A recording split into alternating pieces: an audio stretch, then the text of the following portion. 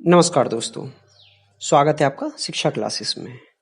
तो कल हम बात कर रहे थे लास्ट में एथिक्स और मॉरलिटी के बीच की। एथिक्स और मॉरलिटी में क्या डिफरेंस है और क्या संबंध है। तो देखिए, नैतिकता और नीति शास्त्र दोनों अलग अलग हैं। तो कुछ लोगों का कहना ये था कि थोड़ा लास्ट में एथिक्स और मॉरलिटी वाला जो चैप्टर था, जो थोड़ी सी डिस्कशन थी, उसमें थोड़ा सा कन्फ्यूजन है। तो एक बार मैं उसको और क्लियर कर देता हूँ ठीक से। देखिए, तो उसको थोड़े सिंपल वे से लेते हैं। एथिक्स और मॉरलिटी अगर देखा जाए तो दोनों एक दूसरे के समानार्थक हैं, मतलब इनका जो अर्थ है वो समान रूप से लिया जाता है। एथिक्स आपका ग्रीक भाषा के एथिका से लिया गया है, जिसका मतलब रीति रिवाज होता है। और मॉरलिटी भी आपके वो लैटिन भाषा के मॉरिस शब्द से निकला है। इसका अर्थ भी रीति रिवाज ही होता है। अगर इन आधारों पे देखा जाए, अगर इन आधारों पे हम देखें दोनों के मीनिंग क्या होता है, तो इस आधार पे ये एक दूसरे के पर्यायवाची या समानार्थक लगते हैं। लेकिन हम अगर सूक्ष्म स्तर पर इनका विश्लेषण करें, ठीक है, सूक्ष्म स्तर पर अगर हम इनको देखते हैं तो देखो, जो चीज मोटे तौर पे हमें समानार्थक लगती है, अगर हम उसका थोड़ा सा सूक्ष्म स्तर पर विश्लेषण करते हैं तो उनमें अंतर स्पष्ट होता है। देखिए, एथिक्स का संबंध नैतिकता की वस्तुनिष्ठ था, अर्थात नैतिक नियम, प्रतिमान, ढांचे जो समाज द्वारा व्यक्ति को दिए जाते हैं। समझ रहे हैं? मैंने कल भी यही चीज बताई थी कि नैतिक नियम, जो नियम पहले से समाज के द्वारा, किसी संस्था के द्वारा या किसी बाहरी दबाव के द्वारा इंसान पे थोपे जाते हैं और उनको इंसान करता है कहीं ना कहीं दंड के भय से, वो होता है आपका एथिक्स। इसके विपरीत अगर हम मॉरलिटी की बात करें तो मॉरलिटी जो है व्यक्ति की निजी एवं आत्मनिष्ठ नैतिकता होती है। ठीक है, वह किन मूल्यों को प्राथमिकता देगा ये उसके विवेक पर निर्भर करता है, ये इंसान के खुद के विवेक पर निर्भर करता है। इसके लिए वह किस हद तक प्रतिबद्ध है, इन आधारों पर मॉरलिटी तय होगी और ये पूरी की पूरी आंतरिक रूप से प्रेरित होने पर ही होती है। अब एथिक्स और मॉरलिटी में संबंधों की हम बात करें तो देखिए, विभिन्न परिस्थितियों में एथिक्स और मॉरलिटी में सहयोग एवं विरोध का आपस में संबंध है। कहीं कहीं पे आपका सहयोग करेंगे एक दूसरे का और कहीं कहीं पे एक दूसरे का विरोध करते हैं। प्राय इनमें सहयोग का संबंध होता है। वैसे मोस्टली यदि कोई व्यक्ति समाज द्वारा सिखाए गए मूल्यों का व्यक्तिगत निष्ठा के साथ पालन करता है तो वह एथिक्स और मॉरलिटी के साथ साथ दोनों है वहां पे।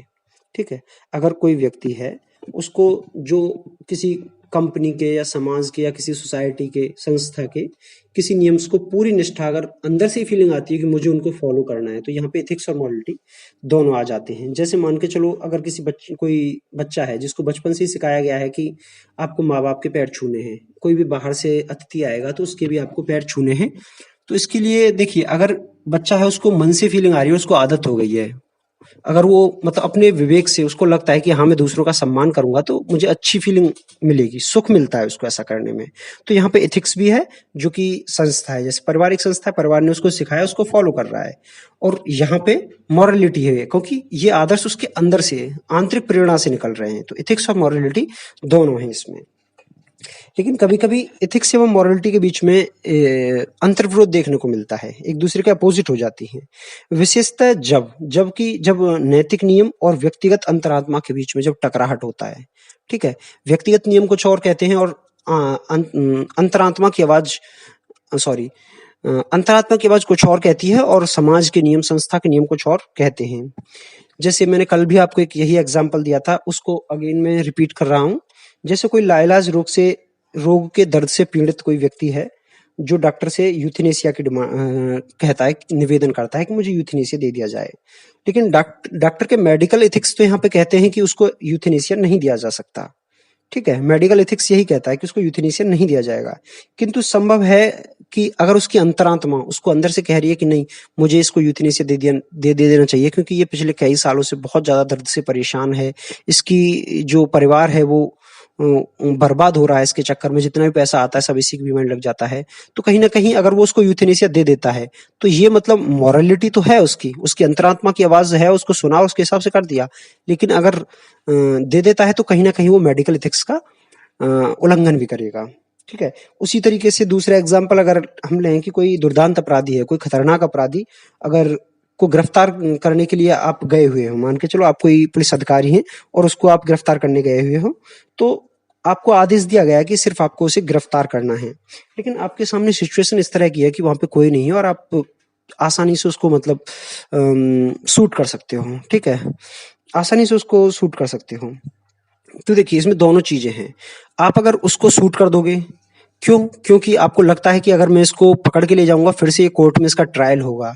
कोर्ट में जाएगा, उसके पास बाहुबल है और ये बहुत सारे लोगों को बाहर निकलने के बाद दोबारा जेल से कई लोगों की ज़िंदगी तबाह कर देगा, बर्बाद कर देगा। रेप करता है, डकैती करता है, लोगों का मर्डर करता है पैसे लेके और बहुत ही पावरफुल है, वो बाहर आ जाएगा। तो आपकी मॉरलिटी कहेगी नहीं, मुझे इसको वहाँ पे लेके नहीं जाना है, मुझे इसको यहीं पे खत्म कर देना है। ये आपकी मॉरलिटी आपको कहेगी, अंतरात्मा की आवाज़ होगी। क्योंकि वरना ये कई सारे लोगों की लाइफ को डेंजर में डाल सकता है। लेकिन आपके पुलिसिंग एथिक्स जो हैं, जो आपके सर्विस के एथिक्स हैं, वो आपको कहेंगे कि आपको सिर्फ आदेश दिया गया है, आपको इसको गिरफ्तार करना है। ठीक है? तो यहाँ पे आप अपने एथिक्स का वायलेशन करके मॉरलिटी इसके ऊपर हावी हो सकती है। तो ये था, ठीक है? अब आपका अगला टॉपिक है वैल्यूज़। इस पे हम बात करते हैं वैल्यूज़। इसमें हम देखेंगे कि वैल्यूज़ क्या होती हैं, उनकी विशेषताएँ, वैल्यूज़ के प्रकार कौन-कौन से हैं, उनकी हायरार्की, ऑर्डर, जो यहाँ पे ऑर्डर नहीं है, सॉरी हायरार्की होगा। तो ऑर्डर और आपके वैल्यू जो हैं वो वस्तुनिष्ठ हैं या आत्मनिष्ठ हैं, सब्जेक्टिव हैं या ऑब्जेक्टिव हैं। आपकी वैल्यूज़ हैं वो स्थिर हैं या परिवर्तनशील हैं, स्टेबल, स्टैटिक हैं या डायनामिक होती हैं। और किसी समाज में मूल्यों के निर्धारण में, उनके विकास में विकास कैसे होता है और किस-किस तथ्यों की भूमिका होती है, और व्यक्ति में मूल्यों का विकास में विभिन्न जो तत्व हैं, कारक हैं, जैसे परिवार हो गया, शिक्षा हो गया, समाज हो गया, इन सब की क्या-क्या भूमिका है, इसके बारे में हम पढ़ेंगे। ठीक है? तो देखिए, सबसे पहले हम चलते हैं मूल्य क्या हैं, वैल्यूज़।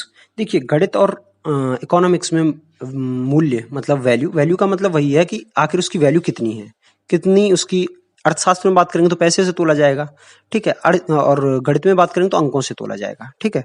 तो वहीं पे देखते हैं एथिक्स क्या है, जिसकी वैल्यू है, सॉरी वैल्यू क्या है, जिसकी अपने आप में वैल्यू है, ठीक है? वैल्यू कैसे? अब देखिए इसको एथिक्स में कैसे लागू करेंगे। एथिक्स में इसको इस तरीके से देखते हैं, जैसे मान के चलो आप सभी लोग एक कहीं हॉल में बैठे हुए हैं या आप पिक्चर हॉल में बैठे हुए हैं मान के चलो, लेकिन आपको भरोसा है कि मेरे पे कोई आक्रमण नहीं करेगा, पीछे से कोई चाकू नहीं मार देगा, कोई गोली नहीं मार देगा। ये एक भरोसा है आपको और आसानी से आप बेफ़िक्र होके रास्ते में जा रहे हैं, पिक्चर हॉल में फ़िल्म देख रहे हैं बैठ के, कहीं क्लास में बैठे हुए हैं। क्यों? क्योंकि आपको भरोसा है कि आपको ऐसे ही कोई पीछे से चाकू नहीं मार देगा। अगर आपको भरोसा ही नहीं होता, समझ रहे हो? अगर आपको भरोसा नहीं होता तो आप ऐसे नहीं बैठते, देखते रहते कि मेरे पीछे से कोई आक्रमण ना कर दे मेरे पे कोई चाकू ना मार दे, कोई गोली ना मार दे साइड से, कोई थप्पड़ ना मार दे। लेकिन एक भरोसा है, उस भरोसे की एक वैल्यू है। अगर उस भरोसे की वैल्यू ना हो तो ये समाज पूरी तरीके से अस्त-व्यस्त हो जाएगा, ठीक है? तो भरोसा है और उस भरोसे की बहुत ज़्यादा वैल्यू है, अहमियत है, जो हमारे समाज में आपसी सहमति के बाद बन चुकी है। एक दूसरे पे कोई आक्रमण इस तरीके से नहीं करेगा, इस चीज़ के लिए आपसी सहमति पहले ही बन चुकी है। तो देखिए मूल्य क्या हैं? यही है मूल्य, ठीक है? मूल्य मूल्य वास्तव में अगर देखें तो मूल्य क्या है कि ये बताते हैं कि दुनिया कैसी होनी चाहिए। मूल्य हमेशा यह बताएँगे कि दुनिया कैसी होनी चाहिए, ना कि ये बताते हैं कि दुनिया कैसी है, ठीक है? जैसे मान के चलो एथिक्स के अनुसार नैतिक मूल्य जो होते हैं वो देखिए नैतिक जीवन के आदर्श हैं। एक हम थोड़ा-सा डिफरेंस करते हैं थोड़े से एक चीज़ के बीच में कि देखिए ये हैं जीवन के नैतिक आदर्श।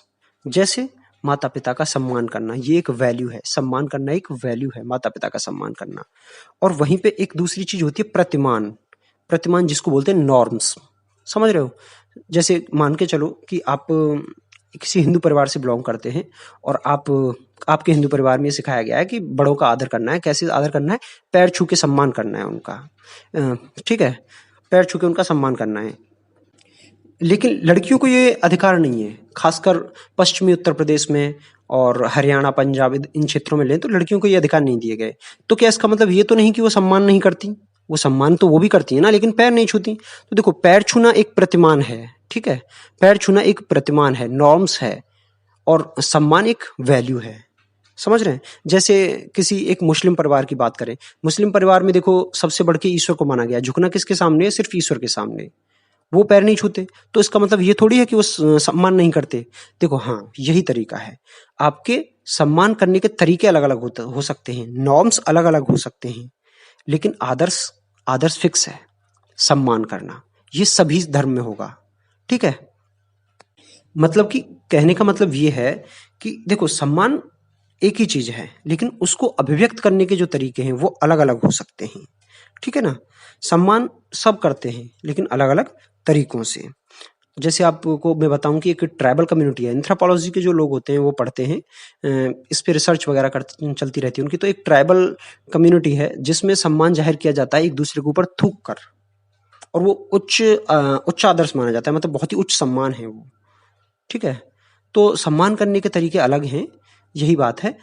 सॉरी, सम्मान की अभिव्यक्ति अलग हो सकती है लेकिन सम्मान सब में है। कुछ मूल्य सभी समाजों में समान है कि बड़ों का सम्मान करना है। ठीक है? अब हम आगे चलते हैं। विशेषताएं देखिए, हम वैल्यूज की विशेषताएं देखिए, कैरेक्टरिस्टिक्स ऑफ वैल्यूज देखते हैं।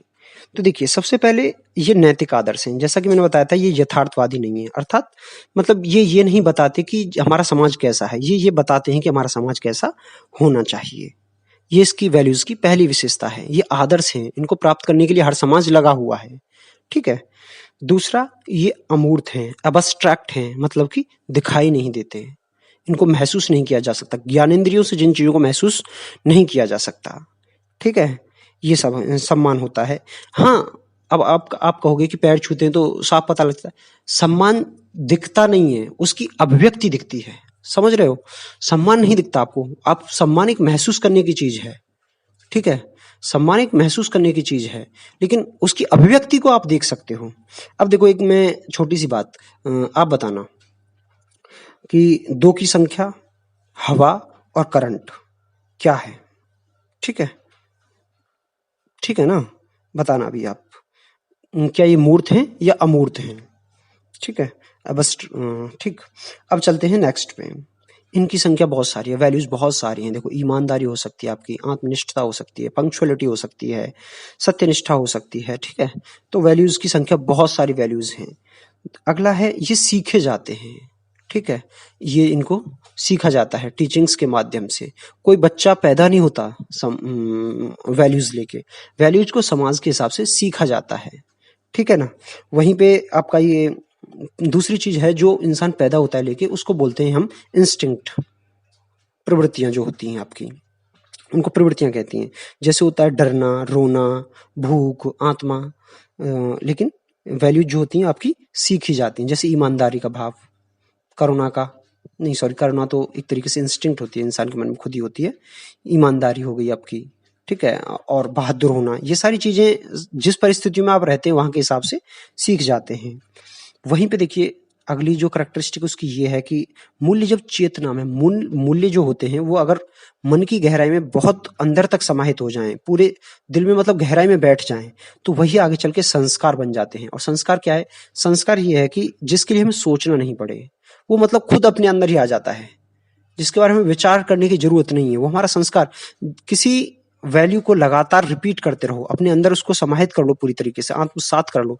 जैसे पैर छूना, बड़ों का आदर करना, ये एक तरीके से हमारे हिंदू कल्चर में सम्मान, मतलब ये संस्कृति है, ये हमारी कहीं ना कहीं, और ये हमारी संस्कृति के संस्कार हैं। तो वही चीज जब वैल्यूज इंसान के मन में गहराई से बैठ जाती हैं, तो वही आगे चल के क्या बन जाती हैं उनकी। ठीक है? संस्कार बन जाते हैं। देखिए, और अगला है आपका, ये किसी भी चीज के मूल्यांकन के आधार होते हैं। अगर देखिए, जिस इंसान की जिस परिस्थितियों में जिस तरीके से पालन पोषण हुआ है, उसकी वैल्यूज उसी तरीके के होंगे, और वो इंसान उन्हीं वैल्यूज के आधार पर किसी भी चीज का मूल्यांकन करेगा। ठीक? जैसे आप फिल्मी इंडस्ट्री में लें, वहाँ पे कोई बच्चा अच्छा एक्टर है, कोई अच्छा डांसर है, कोई वो है, तो वहाँ पे उनकी वैल्यूज हैं वो सब। ठीक है? तो वो लोग क्या है कि एक दूसरे का सम्मान करेंगे, अच्छी एक्टिंग स्किल्स का वो। लेकिन आम आदमी उसको इन चीज़ों से ज़्यादा मतलब नहीं। अगर यहाँ पे डांस वांस इतना वो करते हो, तो वो उस चीज़ पे इतना गौर नहीं करेगा कि नहीं, इससे क्या फ़र्क पड़ता है, चलो ठीक है, कोई बात नहीं। उसी तरीके से हिंदू परिवार है, एक दूसरा मुस्लिम परिवार है। हिंदू परिवार जहाँ पे मान के चलो ऐसी सोसाइटी है हिंदू की कि आसपास तक आपके बहुत दूर दूर तक कोई मुस्लिम परिवार है ही नहीं। तो वो सोचता है कि यार वो तो मान के चलो वहाँ पे जो हिंदू परिवार है वो मांस वगैरह का सेवन नहीं करता है, नॉनवेज नहीं खाता है। ठीक है? तो उसका मानना यही होगा कि यार मुस्लिम खराब होते हैं क्योंकि वो नॉनवेज खाते हैं, और वहीं पे अगर मुस्लिम परिवार है वो भी उनके बारे में अलग अलग चीजें सुनता है कि अरे वो तो हर किसी के सामने झुक जाते हैं, जो कि हमारे यहाँ तो अल्लाह के सामने झुकना बताया गया है। तो ये अलग अलग मूल्यांकन के आधार हो सकते हैं, ठीक है। किसको जिसकी जैसी परवरिश मिली है वो उसी के आधार पर उसका मूल्यांकन करेगा। और लास्ट है आपका इसका हायरार्की सिस्टम।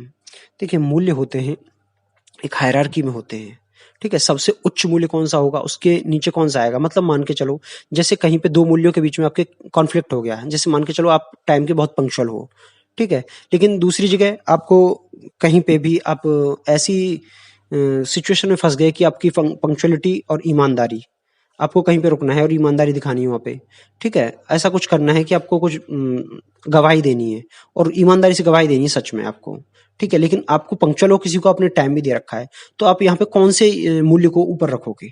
तो आप ईमानदारी को ऊपर रखोगे ना, पंक्चुअलिटी सेकेंडरी हो जाएगा। लेकिन अगर मान के चलो ईमानदारी वर्सेस देश प्रेम आ जाए, मान के चलो ऐसा कुछ है जो आपको झूठ बोलना है वहां पे, ऐसा इसलिए कि इससे आपके देश में दुनिया में शांति स्थापित हो सकती है, ठीक है, ऐसा हो सकता है। तो उसमें आप कौन से वैल्यू को चुनोगे। तो सीधी सी बात है, देश प्रेम या विश्व शांति, ये उच्च वैल्यू है। तो वहीं पे इनकी एक हायरार्की होती है, और जब दो के बीच में क्लैश होता है या कुछ आपस में वैल्यूज को क्लैश होता है, तब ये हायरार्की, ये ऑर्डर ही हमको सिखाता है कि हमें कौन सी वैल्यू को पहले चूज करना है। जैसे इसको एक थोड़ा-सा कॉम्प्लिकेटेड एग्जांपल के माध्यम से समझने की कोशिश करते हैं। जैसे मान के चलो आपका इंटरव्यू है, यूपीएससी का एग्जाम आपने क्वालिफाई किया, लास्ट अटेम्प्ट है और आपका इंटरव्यू है। आप घर में अकेले हैं और आपके दादाजी हैं मान के चलो, ठीक है? और उनकी आपको इंटरव्यू के लिए निकलना है और उनकी तबीयत एकदम से बहुत ज़्यादा खराब हो गई। अगर उनको 10 मिनट 15 मिनट के अंदर हॉस्पिटल आप नहीं लेके गए, 15-20, और हॉस्पिटल ज़्यादा दूर भी नहीं है, वहीं आपके इंटरव्यू का भी टाइम हो रहा है, आपको तुरंत पहुँचना है वहाँ पे। ठीक है, और अगर उनको हॉस्पिटल नहीं पहुंचाया गया तो उनकी डेथ हो सकती है। दूसरा, आप इंटरव्यू है, अंतिम आपका लास्ट अटेम्प्ट है, या तो आप आईएएस बन जाओगे या रह जाओगे। तो आप ऐसे में क्या करोगे। ठीक है भाई, एक तो ये है कि उनकी दादाजी हैं, ठीक ठाक उम्र हो चुकी है, 70-80 साल के हो चुके हैं, और वैसे भी उनको बचा के भी आप चाहो तो 1-2 साल और जी पाएंगे, मान के चलो 1-2-3 साल जी सकते हैं। लेकिन इंटरव्यू अगर आपने फेस कर लिया तो हो सकता है आपका सिलेक्शन हो जाए और कहीं ना कहीं सारी लाइफ आपकी बन जाए। तो इसमें से आप किस वैल्यू को चुनेंगे, तो ये आपके ऊपर छोड़ देता हूं मैं, कौन सी वैल्यू। लेकिन इसमें जो एथिक्स कहता है वो यही कहता है कि आपको जीवन की तरफ देखना है, अपने जीवन की तरफ, ना कि उसके जीवन, क्योंकि उनका जीवन वो अपना जी चुके। यहाँ पे आपकी लाइफ बनने की का सवाल है, और ये 2-3 साल ज्यादा से ज्यादा जिएंगे, जो कि पूरी जिंदगी जी चुके हैं, और आपका हाथ से एक आईएएस जैसी पोस्ट, जो आपको देश को सेवा करने का मौका मिला है, वो निकल जाएगी। तो बाकी आपका अपनी अलग अलग राय हो सकती है। मेरा मानना है कि आपको वही चूज करना है, एथिक्स यही सिखाती है हमें ऐसी कठिन परिस्थितियों में हमें किसको चूज करना है। ठीक है, अब आते हैं हम मूल्यों के वर्गीकरण पे, क्लासिफिकेशन ऑफ वैल्यूज। देखिए देखिए कई आधार पे मूल्यों को वर्गीकृत किया जा सकता है, उनका क्लासिफिकेशन कई आधारों पे किया जा सकता है, लेकिन हम कुछ प्रमुख आधार मान के चलते हैं। ठीक है, सबसे पहले हम देखेंगे साधन और साध्य के आधार पर। देखिए कुछ वैल्यू आपकी एब्सोल्यूट है, मतलब टर्मिनल वैल्यूज हैं, एकदम मतलब अंतिम उद्देश्य वही है। जैसे कि शांति हो गया, आनंद हो गया, सद्भाव, परोपकार, ये सारी एक ही चीज है, ये आपके अंतिम वैल्यू है। कोई इंसान कोई भी कार्य करता है किस लिए, शांति मिले, सुख मिले, आनंद की प्राप्ति हो। भाई किसी को परोपकारिता में सुख मिलता है, किसी को अच्छाई करने में, ये आपकी टर्मिनल वैल्यूज हैं जो अंतिम उद्देश्य होती है। कुछ होती है इन वैल्यूज तक पहुंचने के लिए कुछ क्षणिक वैल्यूज होती हैं जिनका सहारा लिया जाता है। ठीक है, जैसे मान के वो है नियमबद्धता, अनुशासन। अनुशासन में रहोगे तभी तो आप अंतिम लक्ष्य तक दूसरों की सेवा कर पाओगे, कुछ बन पाओगे, और उसका अंतिम उद्देश्य होगा दूसरों की सेवा करना। जैसे मान के चलो कहीं पे युद्ध है, युद्ध काल में किसी देश में साहस का और वीरता का भाव मतलब चरम पे होगा, समझ रहे हो। साहस का भाव, वीरता का भाव, मर मिटने की इच्छा मतलब चरम पे होगी। लेकिन अंतिम उद्देश्य क्या होगा, वो किस लिए लड़ रहे हैं, किस लिए उनमें साहस का भाव इतना ज्यादा उग्र है, क्योंकि वो अपने आने वाली पीढ़ी के लिए क्या चाहते हैं, अपने लिए क्या चाहते हैं, शांति। तो शांति एक टर्मिनल वैल्यू है। ठीक है, साहस और ये सारी जो है आपकी इंस्ट्रूमेंटल वैल्यूज हैं। अगला आपका क्लासिफिकेशन है यूनिवर्सल और क्षेत्रीय, रीजनल, सार्वभौमिक और क्षेत्रीय वैल्यूज। यूनिवर्सल वैल्यूज वो हैं जो मतलब सारी दुनिया में एक ही मानी जाती हैं, जैसे बड़ों का सम्मान करना है, पूरी दुनिया में एक मानी जाती है।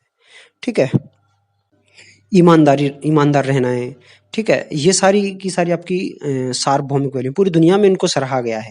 लेकिन क्षेत्रीय वैल्यूज़ जैसे पर्दा प्रथा आपकी, मतलब स्त्री को पर्दे में रहना है, ठीक है? महिलाओं को मतलब थोड़ा कम, जैसे भारतीय समाज में महिलाओं की स्थिति थोड़ी खराब है, तो जो महिलाओं से जुड़ी हुई वैल्यूज़ हैं भारतीय समाज में, जो रूढ़ियाँ हैं, वो हैं, तो वो आपकी रीजनल वैल्यूज़ हो गई कि महिलाओं को या बच्चों को अलग-अलग तरीके से किस तरीके से दूसरी जगह पे डील किया जाता है। वहीं पे आपकी कुछ वैल्यूज़ धार्मिक होती हैं, कुछ धर्मनिरपेक्ष होती हैं, कुछ सेकुलर हैं और कुछ रिलीजियस वैल्यूज़ हैं। अलग-अलग धर्म को अलग-अलग हिसाब से अपने तरीके से फ़ॉलो करना, उनमें कुछ रीति-रिवाज, रूढ़ियाँ और अंधविश्वास वो जो भी हैं उनको फ़ॉलो करना, ये आपकी रीजनल वैल्यू है। ईश्वर है, ये सब मानते हैं, इस तरीके से, ठीक है? कुछ धर्मनिरपेक्ष हैं, सेकुलर हैं, ठीक है? जो बिल्कुल नहीं मानते कि धर्म नाम की कोई चीज़ होती है, उससे ऊपर उठ के बात करते हैं वो सारी की सारी। वो आपकी सेकुलर वैल्यूज़ हैं। इन सब के बारे में हम डिटेल में देखेंगे। कुछ वैल्यूज़ हैं आपकी, दूसरा एक आधार बनेगा आपका स्टेबल एंड डायनामिक हैं, मतलब कुछ मूल्य ऐसे हैं जो आपके बदलते रहते हैं, कुछ फिक्स होते हैं। वहीं पे अगला है आपका कुछ वैल्यूज़ हैं जो आपकी मॉडर्न वैल्यूज़ हैं कुछ, और कुछ ट्रेडिशनल वैल्यूज़ हैं जो चली आ रही हैं।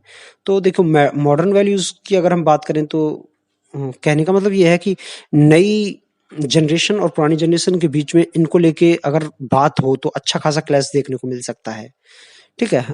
घर में इवन लाइन तक खिंच सकती है, काफ़ी झगड़ा हो सकता है। जैसे कि भारतीय समाज में अगर महिला अधिकारों को लेके बात करना अगर तुम घर में चालू कर दो तो कहीं न कहीं जो आपके पुराने रूढ़िवादी जो बुजुर्ग हैं, वो इन आपकी बातों को नहीं चलने देंगे। ऐसा हो सकता है। एक नई वो है, एक समलैंगिकता, उस पे आप बात नहीं कर सकते। घर के परिवार में बैठ के आप धर्म के बारे में घर पे बात करो, क्योंकि वो कहीं न कहीं रूढ़िवादी हैं। और आजकल की जो जनरेशन है उसकी धर्म को लेके परिभाषा बिल्कुल अलग है। वो धर्म को अलग तरीके से फ़ॉलो करता है। कास्टिज़्म को लेके अलग तरीके के विचार हैं पुरानी और ये सारे परंपरागत और आधुनिक वैल्यूज़ के बीच में बहुत ज़बरदस्त क्लैश हो सकता है अगर इन पे कभी बात बैठ के बात की जाए, ठीक है? अब हम आते हैं नेक्स्ट। तो कोई भी वैल्यू ऑब्जेक्टिव है या सब्जेक्टिव? कोई वस्तु, सॉरी, कोई मूल्य है, वो ज़्यादा वस्तुनिष्ठ है या आत्मनिष्ठ? देखिए, कोई भी वैल्यू है ना तो पूर्णतः 100% नहीं, वो ऑब्जेक्टिव मतलब कि वस्तुनिष्ठ तो बिल्कुल नहीं हो सकती। और अगर हम कहें कि कोई वैल्यू पूरी तरीके से आत्मनिष्ठ है, तो ऐसा भी नहीं कहा जा सकता, ठीक है? कभी पूरी तरीके से आत्मनिष्ठ भी नहीं है। प्रत्येक व्यक्ति के अपने-अपने विचार हो सकते हैं और 2 व्यक्तियों के विचार आपस में मेल खा सकते हैं, ठीक है? पूरी तरीके से वस्तुनिष्ठ भी नहीं, आत्मनिष्ठ भी नहीं है।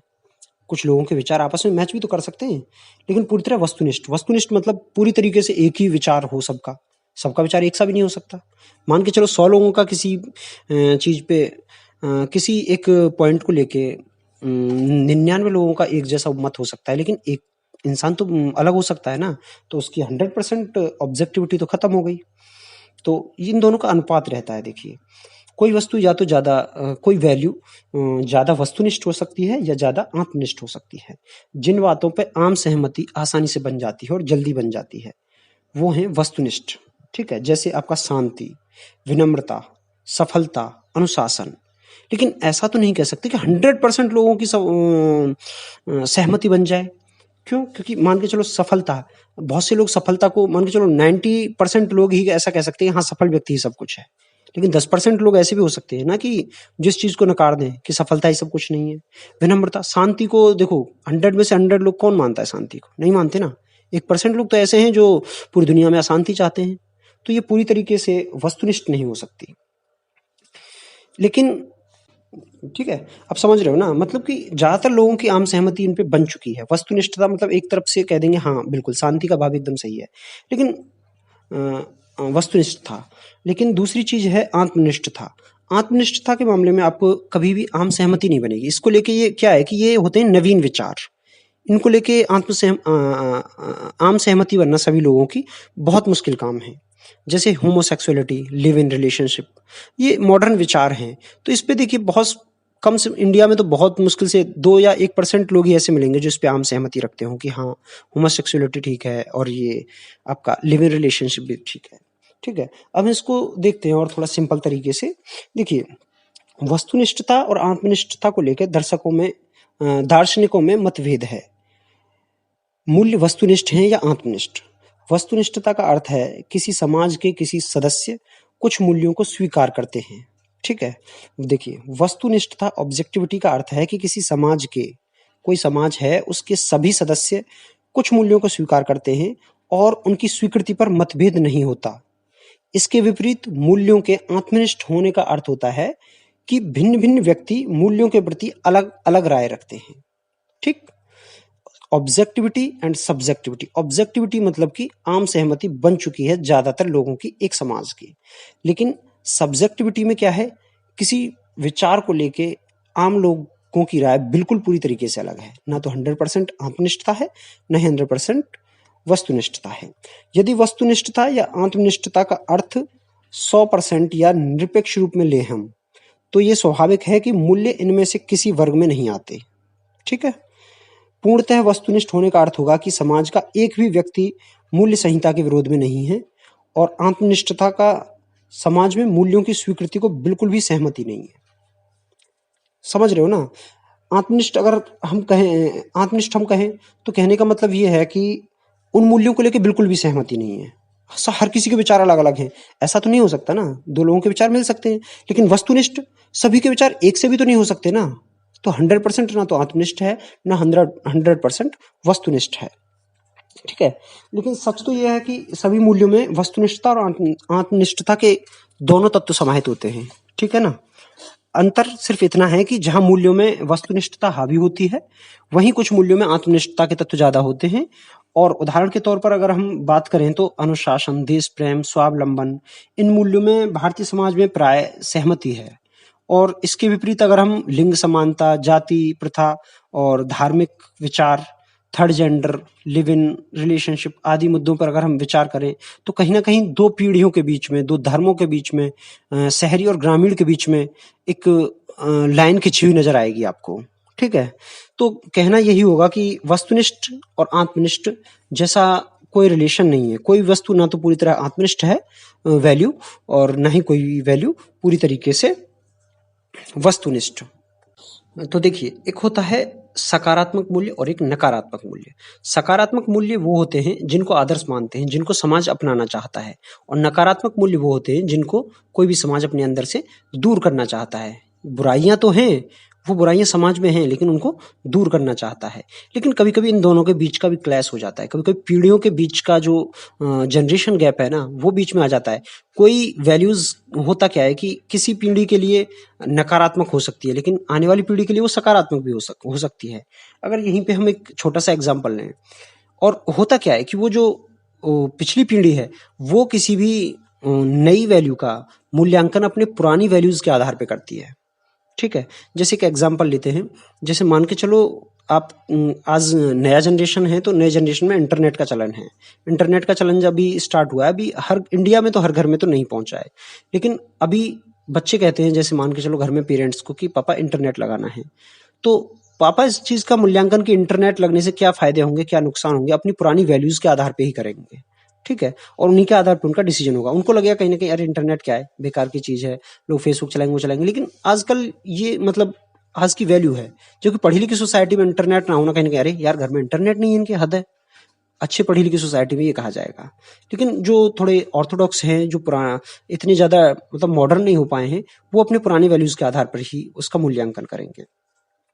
नेक्स्ट चलते हैं कि मूल्य आपके स्थिर हैं या गतिशील होते हैं, मतलब कि स्टैटिक हैं या डायनामिक हैं।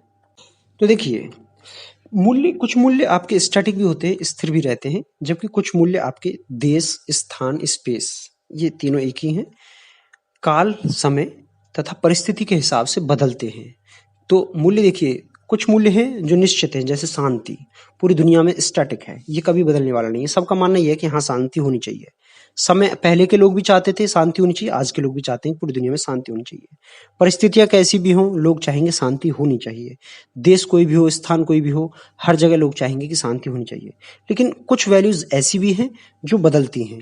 जैसे देखिए, स्थान के हिसाब से लें, अगर हम स्थान, स्पेस को अगर वो माने, हम अपना आधार बनाएं, तो उसके हिसाब से देखिए वैल्यूज बदलती हैं। जैसे मान के चलो कोई पहाड़ पे रहने वाला इंसान है और कोई मैदानी क्षेत्र में, तो पहाड़ पे रहने वाले इंसान के अंदर परिश्रम का बल ज्यादा होगा, परिश्रमी होगा, उसके अंदर हार्ड वर्किंग वैल्यू बहुत ज्यादा होगी। वहीं मैदानी आदमी थोड़ा सा सुस्त होगा। ठीक है ना? वहीं एक आप बात करो, कोई एग्रीकल्चर सोसाइटी है, ठीक है? जैसे एग्रीकल्चर करते हैं आराम से, वो क्या है, वो बहुत ही ऐशो आराम की ज़िंदगी जिएँगे। वहीं पे एक हंटिंग सोसाइटी है, वो हमेशा उसी में लगे रहेंगी, बस शिकार करना है, ये करना है, तो उग्र स्वभाव होगा उनका थोड़ा-सा, ठीक है ना? वहीं समय के हिसाब से देखो कैसे वैल्यूज़ बदलती हैं। पहले क्या था, पहले धर्म पहले धर्म केंद्र में था, समाज के केंद्र में पहले क्या था, धर्म, धर्म के आधार पे ही सब कुछ होता था, ठीक है? लेकिन समय बदला, आज क्या है, आज मॉडर्निटी है, तो आज क्या है, धर्म, धर्म हाशिए पे चला गया, आज केंद्र में क्या है, आज मनुष्य केंद्र में है, ठीक है?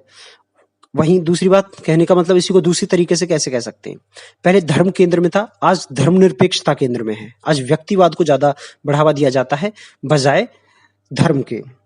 वहीं जब देखो परिस्थितियों के हिसाब से किस तरीके से वैल्यूज़ बदलती हैं। कहीं पे अगर युद्ध चल रहा है, मान के चलो खाड़ी देश है, वहाँ पे हमेशा ही ऐसा माहौल रहता है, ठीक है? व्यवस्था बहुत ही खराब रहती है, तो वहाँ के लोगों का संघर्ष का भाव होगा, वहाँ पे लोगों में संघर्ष का, मर मिटने का, बलिदान का ऐसा भाव होगा वहाँ के लोगों में हमेशा। किसी कम्युनिटी को लगातार दबाया जाएगा तो उनमें मतलब उग्र स्वभाव पैदा होना, ये मतलब उनकी वैल्यूज़ हैं, इस तरीके से डेवलप होंगी। अगर कहीं पे वॉर है तो वहाँ पे संघर्ष का भाव ज़्यादा होगा, संघर्षशील वैल्यू ज़्यादा डेवलप होंगी। लेकिन कहीं पे शांति है तो वहाँ पे लोग एक स्टैंडर्ड लाइफ, आनंद, सुख, शांति, ऐसी ज़िंदगी चाहेंगे। तो देखिए वैल्यूज़ बदलती हैं समय के अनुसार, देश के अनुसार, देश मतलब स्थान के अनुसार और परिस्थितियों के अनुसार, ठीक है? वहीं देखिए कुछ जैसे पहले की अगर हम बात करें समय के अनुसार, एक और वैल्यू है जो बहुत ही इम्पोर्टेंट है। जैसे पहले कम्युनिटी, पहले लोग क्या करते थे, पहले लोग संयुक्त परिवार रहा करता था, लेकिन आज मॉडर्न ज़माने में इंडिविजुअलिटी को बढ़ावा दिया जा रहा है, व्यक्तिवाद सबसे बढ़कर है, व्यक्तिकता। हर इंसान अपने आप में खुश रहना चाहता है, बस अपना एक पर्सनल स्पेस चाहता है, लेकिन पहले सामूहिक परिवार रहा करते थे। तो ये वैल्यूज़ बदलती रहती हैं। मूल्यों की स्थिरता एवं गतिशीलता में दार्शनिकों में अत्यधिक विवाद है, ठीक है? इस चीज़ को लेके स्थिरता का अर्थ है कि मूल्य हमेशा शाश्वत हैं, मतलब कि कभी नहीं बदलते, और परिवर्तनशीलता का इस यहाँ पे मतलब है कि मूल्य समय, काल, परिस्थिति आदि के हिसाब से बदलते रहते हैं, ठीक है? लेकिन देखिए हम ऐसा भी नहीं कह सकते कि मूल्य मतलब ऐसे ही बदल जाते हैं, अनावश्यक रूप से ही बदल जाते हैं, ऐसा बिल्कुल नहीं होता। सामान्यतः इन स्थायित्व की प्रवृत्ति होती है, ठीक है? मतलब कि कहने का मतलब ये है कि सामान्यतः इनमें स्थायित्व की प्रवृत्ति है, मतलब मोस्टली तो ये रिजिड होंगे, मतलब बदलते नहीं हैं, लेकिन समय, काल, परिस्थिति कुछ ऐसी चीज़ें हो जाती हैं जिनमें वैल्यूज़ को बदलना पड़ता है, अडॉप्ट करना पड़ता है। तो ठीक है दोस्तों, काफ़ी लंबा हो जाएगा, आज के लेक्चर को यहीं पे समाप्त करते हैं। तो बने रहिए और कमेंट करके ज़रूर बताएं कि हमारे चैनल को सब्सक्राइब करें, और कमेंट में बताएं कि कुछ कमी है या मैं ठीक से एक्सप्लेन कर पा रहा हूँ। देखो आप लोगों को समझ में आना सबसे पहले है यार, पढ़ा जो कुछ भी है बाद में होगा, लेकिन समझ में आनी चाहिए चीज़ें। तो चैनल को सब्सक्राइब करें और लगातार बने रहें। एथिक्स